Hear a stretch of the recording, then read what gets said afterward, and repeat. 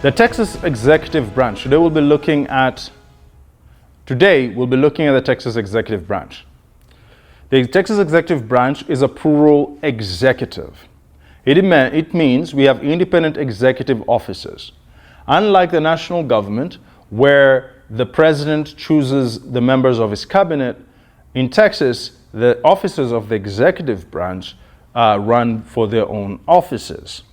Right? And so we're talking about the lieutenant governor, the attorney general, amongst many other officers who run independently, right? Rather than being selected and appointed by the governor, right? What is also interesting is the statewide officers in Texas, including the Texas executive branch, are all Republican. So we are solid red state for now. So I'll talk about a couple of them and what they do. But just remember, a plural executive means independent executive officers. The lieutenant governor is the second highest office in Texas. He is the president of the Senate, chairman of the Legislative Budget Board, vice chairman of the Legislative Audit Committee, Educational Board, and Redistricting Board. Now that makes this person very powerful. Redistricting is the drawing of electoral borders, the electoral borders that members represent. Education is a high topic in Texas. Audit deals with money and how things are being ran. The budget, and the legislative council are the rules. And so he has a lot of power as the lieutenant governor. Another position is the attorney general. The attorney general is supposed to defend the laws of the Constitution of Texas, right? And represent Texas in litigation.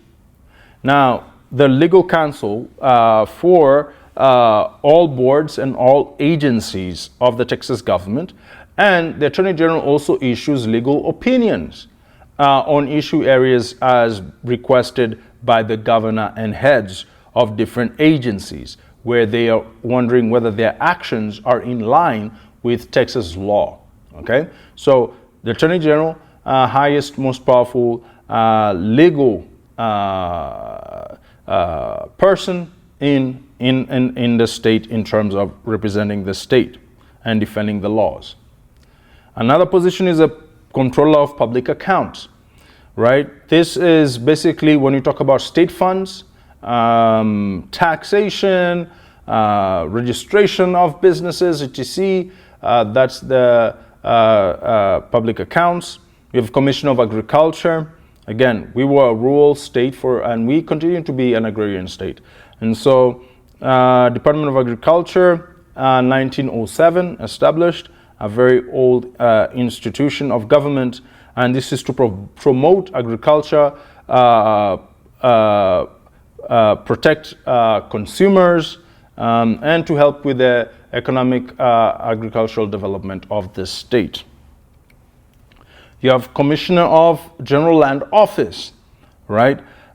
They serve to help protect the environment, veterans, school children. Now, one of the things that we will learn is that some of these commissions and some of these positions, their power and the areas they serve may be quite wide beyond what we can even think, right? The General Lands Office is one of the oldest state agencies. It really was established to determine who owns what between the Texians and the Tejanos after independence. Tejanos are the Mexican descendants who lived in this region originally. In fact, a lot of Texas is Tejano culture.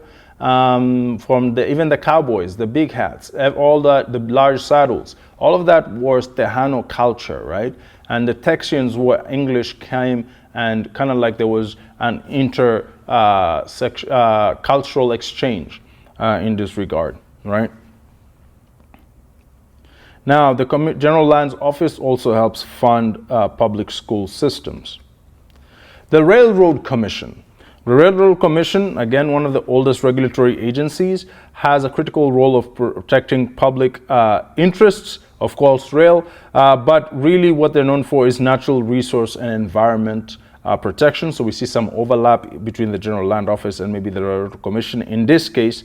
And so in this, it was established in 1891 under a constitutional and legislative mandate, right? So Texas is a natural resource heavy state, oil, and therefore Railroad Commission will play a part there, right? So those are some of the independent executive members of the executive branch who will run for their own offices. And when you show up to vote, you'll find all these names with those positions.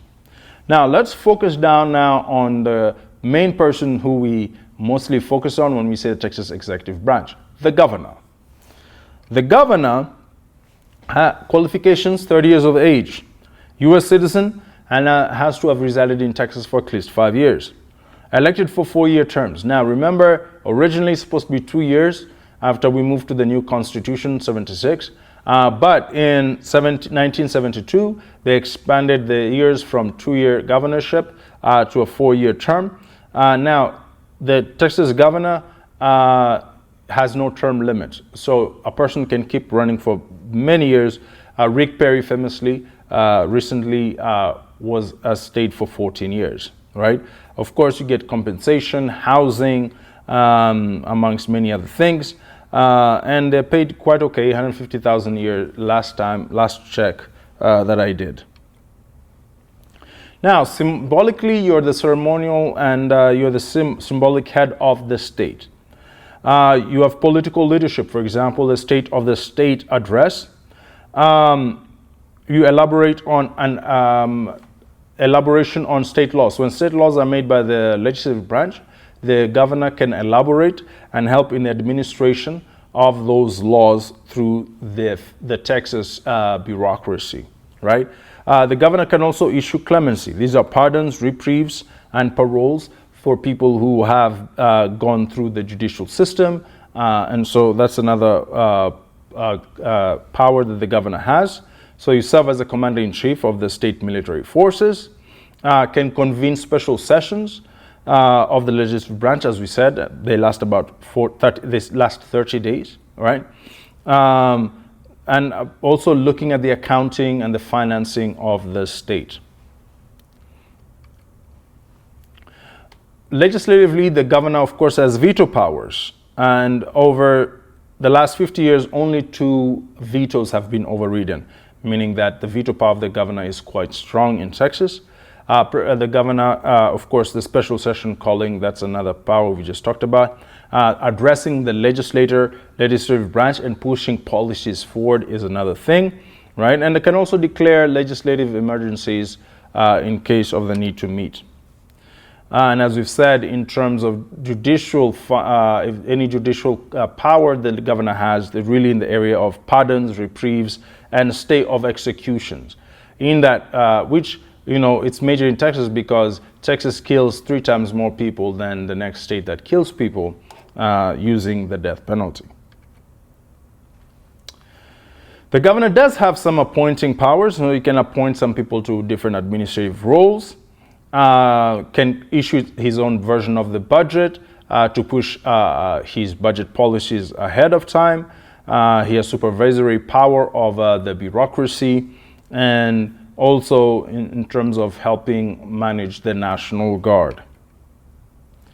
However, because we have a plural executive, the governor of Texas is seen to be a weak governor in the sense of maybe mid-governor. In the sense of a scale of 5, the governor of Texas is about 2.5 to 2.8, although we have seen over time the state government becoming more powerful in Texas' recent history. Now, why become the Texas governor if you're going to deal with a plural executive? A couple of things.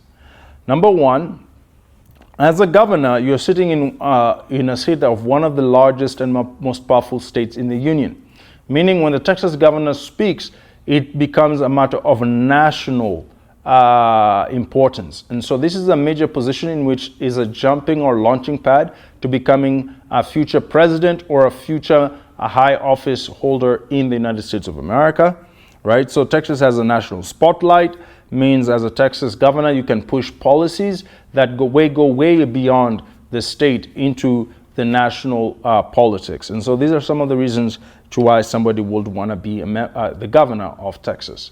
And so that is the Texas executive branch. It's a plural executive, different officers running for office independently, managing different parts of the executive branch. The Texas governor has various powers, even though he's limited in the fact that he doesn't have as many appointing powers as would be deemed due to the plural executive.